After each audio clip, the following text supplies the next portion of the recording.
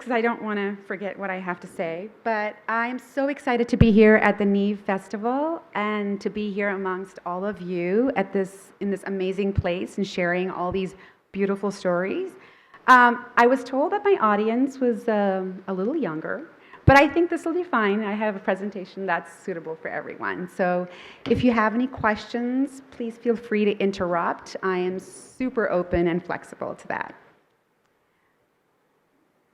So this is a slide that shares something that I talk about in my kindergarten classroom. I teach kindergarten and have for many, many years. And we call the feelings that we have sometimes in our classroom that are sort of opposing to each other or maybe adjacent, we call them double dip feelings. And these are my double dip feelings today, being here in front of all of you. I'm a very new author. I am very excited and happy to be here, but I'm also nervous. I don't know if you've written stories and shared them with people you love or your teachers, but when an author writes a piece of work, they're putting their heart on the pages. And so to share where that story comes from and to share the story with you can make you feel really excited, but also feel a little nervous. So bear with me as I sort of work through that. But the predominant feeling is happiness, and I'm super excited to share my books and my journey with you. Okay, so when I was invited to speak here, I was asked to talk about what makes a book one that speaks to multiple cultures. What are the ingredients that go into making a book that speaks to multiple cultures? And this was the feeling I had when I got that question. Because I was like, I don't know, IDK, what makes a book something that will speak to multiple cultures? And I was thinking about how would I address this topic? How would I share with you what I'm thinking? Because when you write a story, you don't know who the story is going to go to or who it's going to speak to. You know who you're thinking about when you're writing the story, but you don't know who's going to respond to it, because once you've written the story, it no longer belongs to you. It belongs to the reader, and different readers respond to your story in different ways. You also don't even know if what you write is going to resonate or will work, and even editors and publishers don't know that. So for me to think about the specific ingredients for my picture books is kind of hard. So I thought about, I do have children and grown-ups come to me and tell me that my books speak to them, and they are all from different cultures, and even though my stories are very specific, they're based on who I am, I wrote them for very specific reasons. They're still speaking to a bunch of different people from different cultures. So I decided that instead of thinking about ingredients specifically, I'm going to tell you about the ingredients of what makes up me, the writer. And those ingredients are what ended up helping me to write the stories that I write. And maybe that'll explain why I write what I write, and maybe why it also connects with people across different cultures, if that makes sense. Okay, so here's my story. That's baby me. I know, adorable. Yes? Aw, thank you. Not even 1 year old. I was born in Delhi, in India, and I now live in New York. When I was about a year old, my father got transferred out of the country. He worked with the United Nations, and he moved us to Bangkok in Thailand. And it's not that far away by plane from India, but it was very far away in terms of culture and language, community. I think it was really brave of my parents, having never traveled outside the country before, to have just tried this whole new life with a brand new baby. My brother was born in Bangkok. We lived there for a few years. I went to the Ramardi International School, loved it. Thai was my first language. We also spoke Tamil at home, but my mom tells us stories of how when we would return to India to visit with the grandparents, with cousins, my grandmother would complain that I wouldn't speak to her in anything but Thai. So that was my first language, and I was already beginning to straddle cultures and languages at this very young age.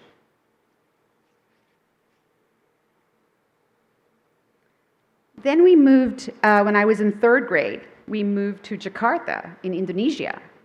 And these are pictures of me at Jakarta International School with my parents and my brother, and another country not that far away from India or even that far away from Thailand, but very different in language and in culture, new school. And once again, I found myself learning how to straddle a different way of being. I learned to speak Bahasa Indonesia. I learned to speak French because I had to learn another language in school. I was still speaking Tamil at home. I was also learning to speak Hindi. I was getting friends from all over the school, and I was like straddling different cultures.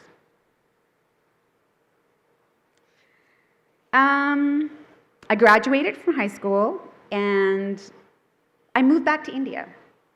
So I had lived outside of India all my life. We had visited India quite often with my parents. I felt very Indian, but coming back here was often another type of straddling because people would just automatically assume, they would just look at me and they were like, "You're a Firangi. Who are you and where are you from? You're not Indian." And so even though I came back to my country, I often felt like I didn't fit in here either. And so I decided I was going to make myself fit in. I was going to come back to India for college, and I was going to like really root myself here. And I moved back to Delhi, which is where my mom had grown up. Loved it there, had a great time, lived in Ballabgarh in Haryana for a while. I was working with kids. I went to Bombay for college.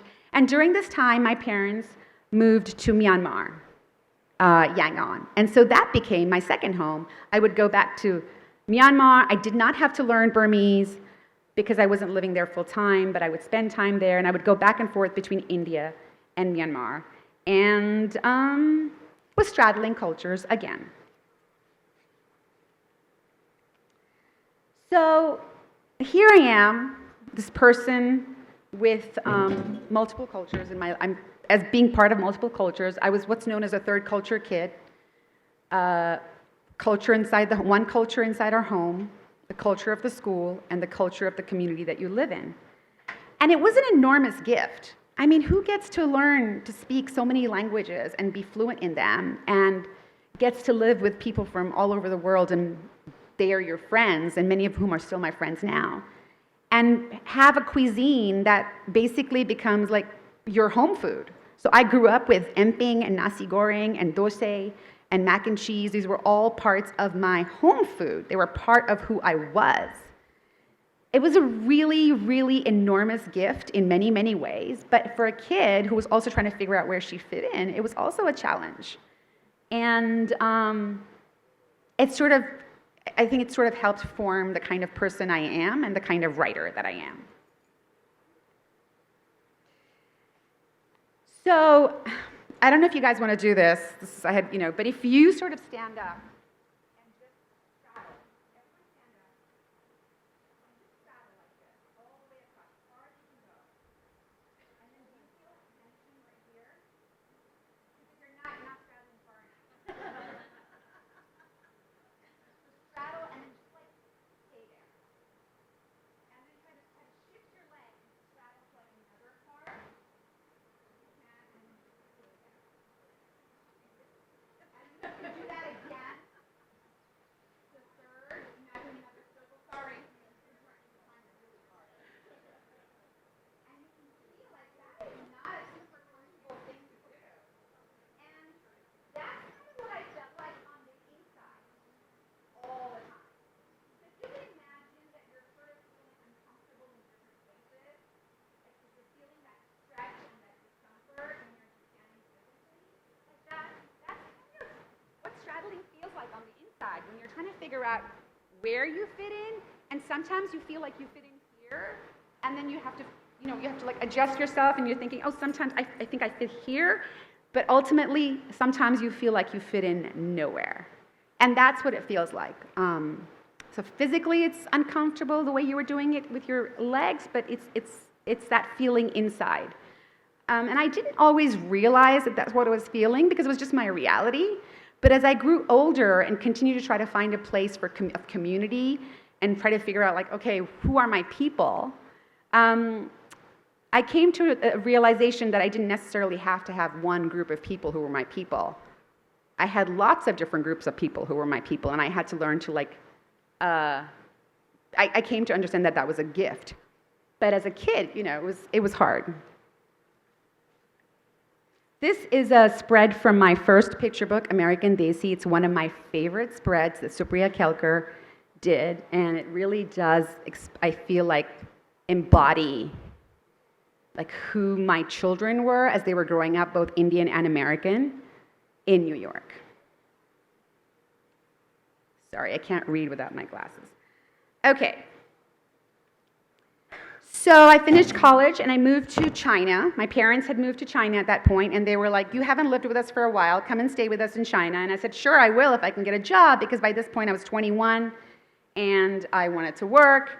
And I did. I got a job as a kindergarten teacher in China, in an international school. I lived there for 2 years, learned to speak Mandarin, so I added another language. Loved it there, and I discovered that kindergarten is my heart. I love kindergartners. I love teaching kindergarten, and that was kind of the start of my teaching career. I moved to, I moved to America and got a teaching degree and began to teach kindergarten full-time. Loved it. These are some of my kids, some of whom are now graduated from high school and are in college. I also became a mom. These are my 2 delicious little girls. And I immersed myself in picture books, lots and lots and lots and lots of picture books. And the thing about picture books is that the time that my kids were little and that I was teaching when they were little, these were the kind of picture books that were available. And like the books that I had growing up, the young people who were sort of talking about their love for books were mentioning books like Tarzan, which I also read as a little kid, and The Jungle Book, which I also read as a little kid, Enid Blyton, The Secret Garden, Little House on the Prairie. None of those stories had children that looked like me. None of them. But they were great stories, and I loved them. I think they were amazing. And these stories, great stories, my kids love them, my children love them. But the commonality in all of these stories is that none of these stories had kids that looked like me or reflected the experience that I had or that my daughters had in America. And so, it bothered me. It bothered me when I couldn't find some things where my children could see themselves in picture books. It bothered me when I couldn't find something for my students, because I could tell, just like me, when I was growing up and didn't see myself, I could tell that this was something that was important for them to have. But, you look, you try to find. I wasn't thinking of myself as being a writer at this point. So what I did was, like my parents did for me when we were growing up, whenever I took them back to India, brought them back here, these were the books that I got for them. Raise your hand if you've read any of these. Right. They're like they're so popular. So the Amar Chitra Kathas, the giant pile at the bottom, I don't know if you can tell. I'll use this fancy laser. That's not working. But these are all the ones that belong to me and my brother. So they're like 40 plus years old. And then we bought a whole bunch of new ones. Bought a bunch of Tinkles, bought a bunch of Akbar and Birbal stories, because I wanted to connect my girls to some Indian stories that we could not find in America. And the girls love them. We still have them. These are on their bookshelves still. But these were stories of mythology. These were stories of days gone by. These were great stories, but these were still not the kind of stories that I wanted to see in bookshelves in America. But I wasn't thinking of being a writer at this point. But as my girls grew older, this is how they look right now, and we had these conversations, and they were looking for stories that I think reflected who they were, and I was looking for stories that reflected who they were. We had a lot of conversations about the kind of stories they were finally getting as teenagers, and how excited they were to read books about young women like themselves. I started thinking about the stories that maybe I could write. So I did. I started to write. And I started writing nonfiction. I still had no idea of doing creative fiction. I was going to write nonfiction about strong, brave women from around the world, from here. I was super excited to share with them about all these women that I knew about. I thought I would write those stories. Nobody wanted to buy those stories. It was very hard to sell those stories. But in the process of writing these stories, things began to bubble up inside of me. I was like, oh, I have all these ideas inside my head. I'm trying to write these nonfiction stories. I'm thinking about my identity. I'm thinking about growing up in all these different countries. I'm thinking about my daughter's life in America and how they had to straddle being Indian and American.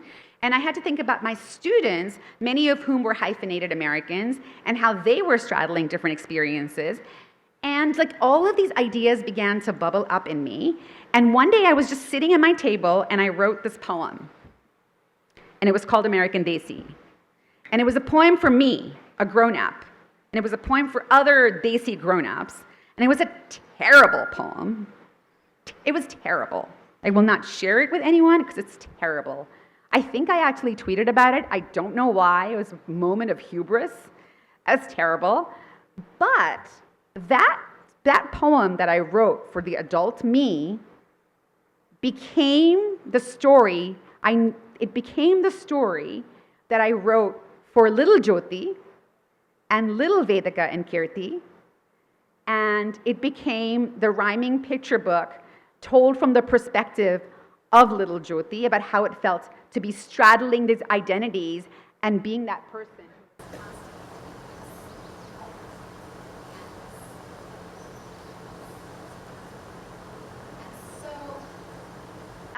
That was the first story I wrote. American Desi was the first story I wrote.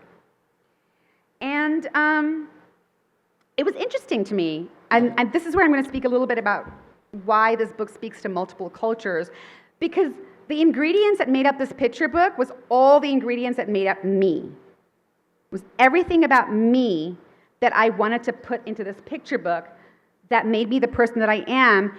And what I ultimately came to the realization of as I was growing up in Jakarta and Bangkok and China and India was that yes, there were so many challenges to having all of these different cultures be a part of my life and being this different person for different people.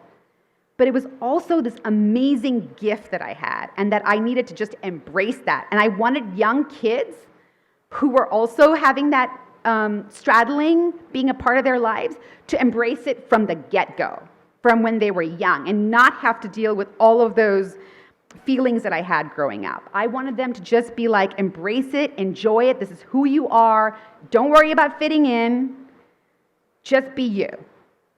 And it was so wonderful to have people come up to me at bookstores, at readings, at events, and tell me that they felt seen when they read this book. So I'll give you a couple of examples.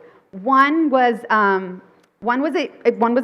several. A lot of Indian kids who would come to me and tell me, "Oh my God, this is like me. This is me in the book. Thank you." But there was a teacher in Hyderabad who I was reading to their school, and she told me that she loved this book, and it reminded her of her childhood here in India as the child of an army officer, and her having to move from state to state to state, and how she felt like she never fit in, and how she had to straddle cultures. And I thought that was pretty amazing, because I never thought that my book would speak to someone like her. I would never have planned that when I wrote the story, but it did. There was also a Greek American mom who came to one of my readings, And she bought the book for her daughter because she said she saw her daughter in this book and she wanted her daughter to be able to read it and to feel seen. So I thought that was really cool. Oh, and there was a Pakistani teenager who hugged the book to her chest and just thanked me with like a little tear in her eye. I was like so emotionally moved, and said to me that it made her so happy that this book was in the world. So y'all, I had no idea that all of these people were going to be responding to this book. To me, I wrote it for little Jyoti and for little Vedika and Kirti, and yet it had the ingredients to speak to people from across the spectrum. And they did not have to be desi to enjoy it. Okay. So once I had started writing, I discovered that those bubbles kept bubbling, and I had lots and lots of ideas for stories. And because I've always wanted to write stories about identity. Well, not always, but I realized that I wanted to write stories about identity and community and belonging, because those are themes that are really important to me as a teacher and as a mom. I ended up writing a book about saris. This became my second picture book. And why saris? Because that's so specific. Well, I love saris. Saris are who I am. My patis, both my patis and my mom, passed down their love of saris to me. I have saris that are handed down from both my grandmothers, still in my little chest. I have saris passed down by my mom. I've kept the saris that I know I'm going to pass down to my daughter. So they're a really important part of who I am. So I knew I was going to write a book about saris. I loved saris, and I loved playing dress up. How old was I? 2? 3? And even as I grew older, I continued to love playing dress up. Saris were a big part of my life. And one day in my classroom, we had an international day at my school, and I was wearing a sari to showcase the sari. And I brought some saris into my classroom so my students could feel it, and they could just check out the texture and drape it on themselves if they want to. And I noticed a little boy in the corner who had picked up a corner of the sari and just draped it over himself and was twirling. And that moment took me back to me playing with saris with my brother, because he used to dress up in saris too. It took me back to how it felt when I was sitting in my grandmother's lap, my pati's lap, with her soft sari on. And I thought to myself, like, how did that moment feel for me? Like, how did I feel wearing that sari, playing dress up, being with my grandma?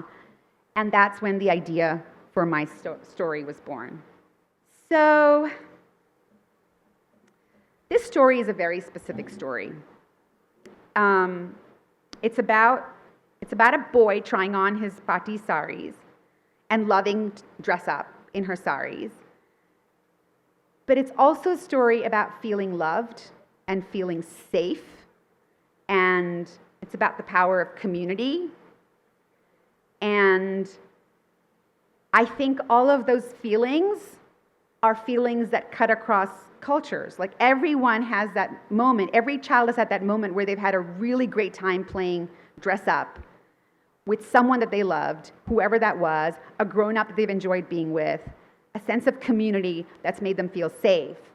And I think those elements of this story were what people are able to connect with. Even though it's such a specific story about a young boy in Chennai and about all the cultural things that come along with that, like, that is beautiful because we don't have stories like that in America. And it's amazing to me when kids say, "Oh my God, that's a sari on the book. I want to take that book home." But it's also amazing to me when a little white kid is like, "Oh my God, it's about dress up. I want to take it home."